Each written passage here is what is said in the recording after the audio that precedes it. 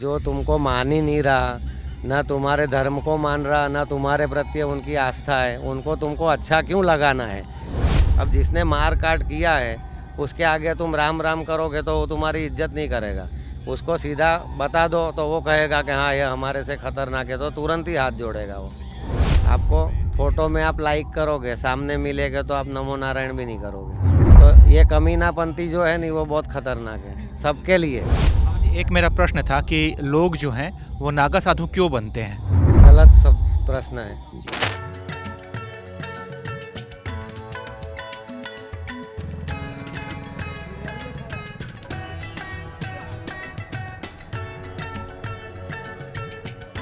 तो मेला क्षेत्र में हमारी एंट्री हो गई है। बहुत कड़ाके की ठंड है, हाड़ कपा देने वाली ठंड है। तो प्रयागराज आने की आप सोच रहे हैं तो भाई साहब ठंड के कपड़े रख लीजिएगा। और सबसे पहले जो इस वक्त हम पहुंचे हैं ये श्री शंभु पंच अग्नि अखाड़ा, नागा साधुओं का बड़ा अखाड़ा है। तो आइए देखते हैं कि रात में अंदर जो है क्या माहौल है और क्या व्यवस्था है, साधु संत जो हैं वो अपना रात का समय कैसे व्यतीत कर रहे हैं। आइए जरा अंदर चलते हैं।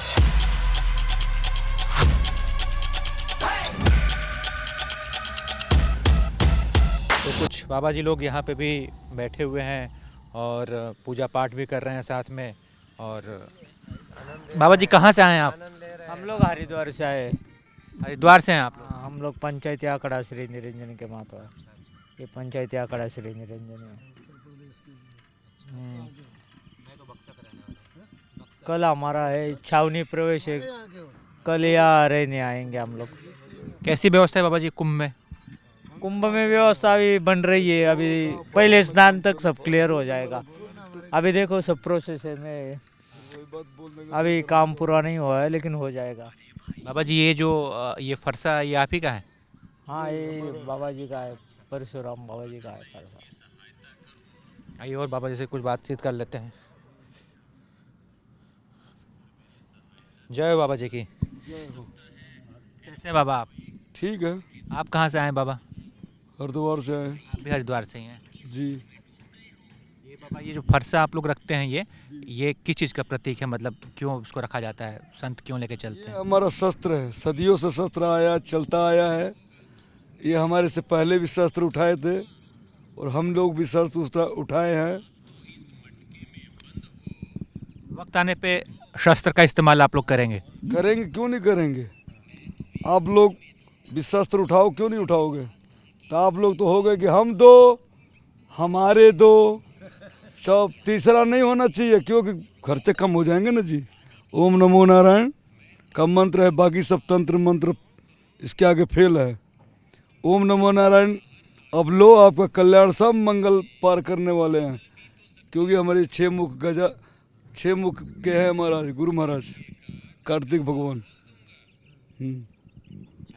तो बाबा जी ये जो शस्त्र है ये सनातन के दुश्मनों के लिए है, सनातन के दुश्मनों के लिए है। अगर हमारे घर में खुद गलत करेगा तो उसके लिए भी तैयार हो सकते हैं, कोई बड़ी बात तो है नहीं। आजकल जो है किसी को कुछ कह नहीं सकता है क्योंकि ये संसार 9 रंग में रंग गई है। जो हम सोच रहे हैं वो है नहीं, जो नहीं सोच रहे वही हो रहा है आज के डेट में। जिसको हम नहीं जानना चाह रहे वही हो रहा है। अब क्या कहोगे, किसको कहोगे। जब अपना ही हाथ खराब है तो दूसरों को करना बेकार है। ओम नमो नारायण। कैसे हैं बाबा जी आप? आनंद मंगल। आप बाबा जी कहाँ से आए हैं? हरिद्वार। बाबा जी क्या आपका शुभ नाम हुआ? दिगंबर श्री कृष्णपुरी। दिगंबर श्री कृष्णपुरी। बाबा जी आप कब इस मतलब नागा साधु बने? आप कितने साल की उम्र में? मैं 94 से। बाबा जी एक मेरा प्रश्न था कि लोग जो हैं वो नागा साधु क्यों बनते हैं? लोग नहीं बनते हैं, गलत सब प्रश्न है। लोग नहीं बनते हैं। जिसको भगवान के प्रति, अपने आप के प्रति कोई जिज्ञासा होती है कि अपने को जानने की जिज्ञासा होती है, वो साधना के पथ में आता है। और नागा साधु का मतलब ये नहीं है कि कोई कपड़े नहीं पहन रहा है, पर जो विचार है वो विचार मतलब के जो प्रकृति के जो फालतू के विचार है वो हट जाते हैं और कुदरती शक्तियाँ उनके अंदर आ जाती है। इसके लिए वो दिगंबर कहलाते हैं।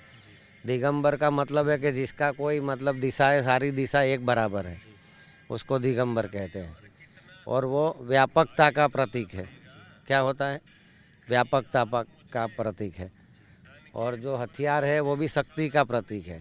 क्या है कि जैसे कि दूर से कोई भी दुश्मन जो है वो देखेगा तो वो समझ जाएगा कि ये लोग खतरनाक हैं, तो उनके पास नहीं जाना चाहिए, क्योंकि वो भक्त नहीं है। उसके लिए वो जो खराब विचारधारा है, गलत विचारधारा है, तो वो ऐसा ही विचार करेंगे। तो उनको ये शक्ति का प्रतीक दिखेगा तो वो हमसे दूर रहेंगे, ऐसा।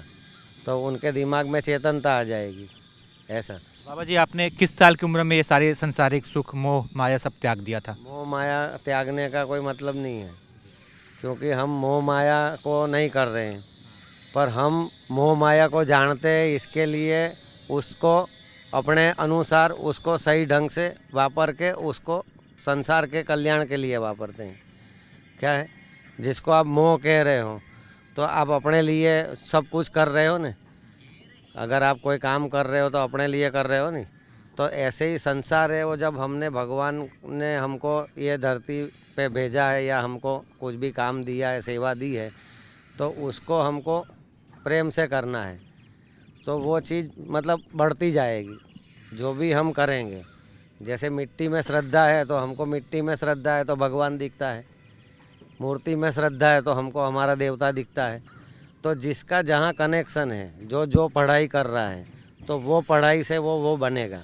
जैसे कोई ड्राइवर है तो वो गाड़ी चला के ड्राइवर बन जाता है, ठीक है नहीं। डॉक्टर है तो वो किताब की पढ़ाई करके कोई शरीर का वो करके बन जाता है। तो ऐसे ये आध्यात्म विज्ञान है। इसके अंदर की जो पदवियाँ हैं वो भजन, तपस्या, साधना, सेवा, भक्ति से मिलती है, और वो हमेशा की पदवी रहती है।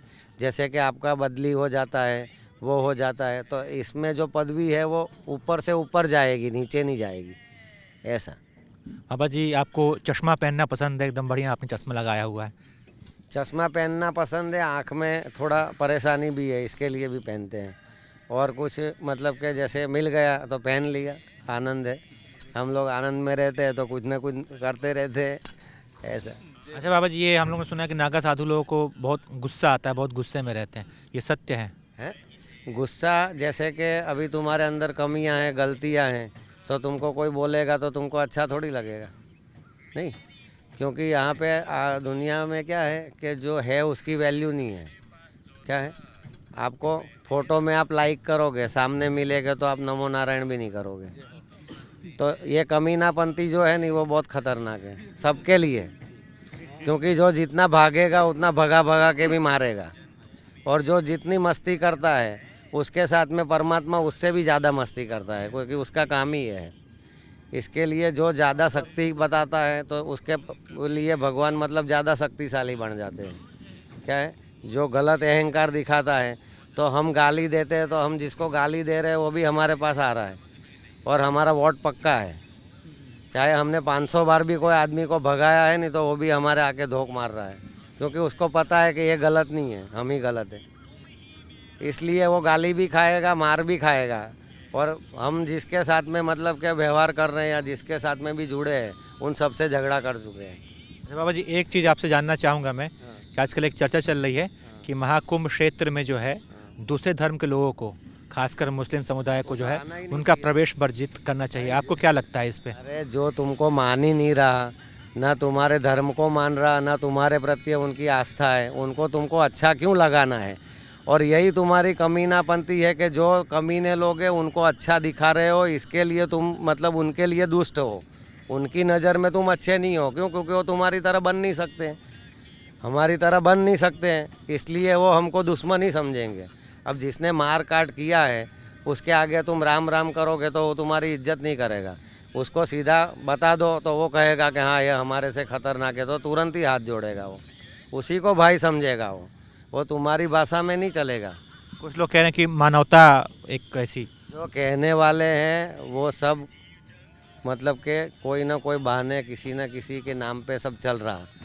जैसे हम भगवान के नाम पे चल रहे हैं, ठीक है नहीं, तो सारे किसी न किसी के नाम पे चल रहे हैं, पर तुम धोखा नहीं दे सकते हो। अगर तुम किसी को मान रहे हो, किसी के फॉलोअर हो, तो तुम अगर उसको धोखा नहीं दे सकते हो किसी को उसके नाम पे।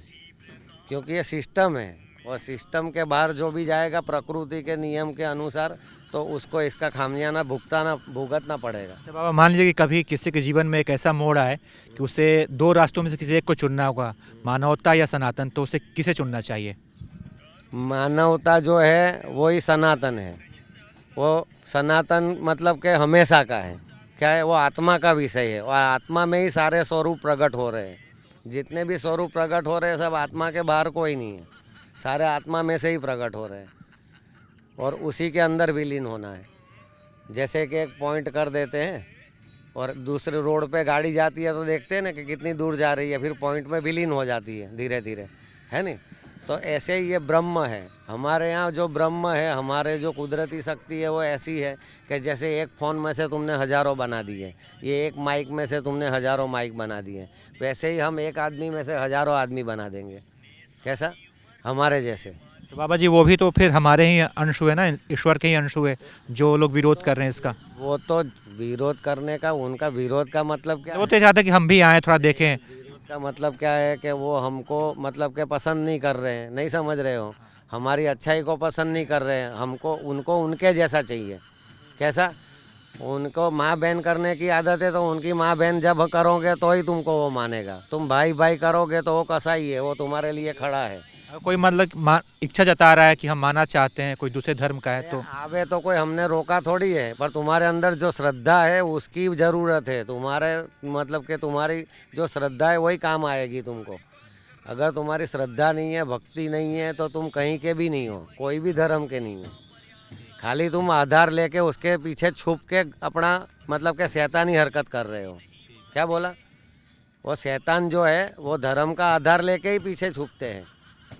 समझ गए ना? जो अमृत मंथन हुआ था तो राहु केतु इसमें बीच में घुसे थे देवताओं के बीच में और उनका धड़ अलग कर दिया था, तो उन लोगों ने थोड़ा जो स्वाद चखा था, तो आज भी वो सब परेशानी का कारण बन रहे हैं कि नहीं बन रहे हैं? ऐसा तो जो प्राकृतिक शक्ति है वो सबको मिली है। क्या बोला? पर उसका उपयोग नहीं कर रहे हैं कोई, सारे गूगल के ऊपर निर्भर है, अपना खोपड़ी भीख मांग रहा। समझ गए नहीं? और सारे जड़ता के पीछे है। जो चेतनता है वो सबके अंदर है, पर चेतनता फ्री है, इसके लिए महसूस नहीं हो रही। क्या बोला? जो नहीं मानते हैं तो उसके लिए खाली नाक दबा दो तो वो सब कुछ मानेगा। क्या बोला? खाली उसका नाक दबा दो तो वो भगवान को भी, जिसको भी तुम कहोगे नहीं, वो सबको मानेगा वो। बहुत बढ़िया बातचीत करके लगा। जय बाबा हम जी। लोग दोनों तरीका जानते हैं, मनवाना भी जानते हैं। हम लोग मान रहे हैं तो मनवाना भी जानते हैं। अगर कोई सीधी तरह से नहीं मानेगा तो उसको उसकी भाषा में उसकी तरह समझाएंगे। इसके लिए शस्त्र उठा लेंगे आप? नहीं, शस्त्र नहीं उठाएंगे, बिना हाथ के ही उसको ऐसा रगड़ेंगे कि वो मतलब के फिर उसको हमारे पास ही आना पड़ेगा, बिना शस्त्र के। बिना शस्त्र के। अभी भी ऐसा ही हो रहा है, अभी मैं मार रहा हूँ तो उसी को लगेगा जिसको। ऐसा कैसे संभव है बाबा जी? थोड़ा सा इसका एक एग्जाम उदाहरण के तौर पर थोड़ा। ऑलरेडी शब्द से जगत चल रहा है और हमारी बात में ही, हमारी वाणी में ही सब कुछ है। पैसा जो है वो हमारी वाणी में है। क्या बोला? हम गाली दे रहे हैं और वो आके हमारी सेवा कर रहा है तो गाली में भी पैसा मतलब उसको फायदा हो रहा है नहीं, जब भी वो करेगा नहीं। ऐसा। ठीक है बाबा जी, थैंक यू बाबा जी।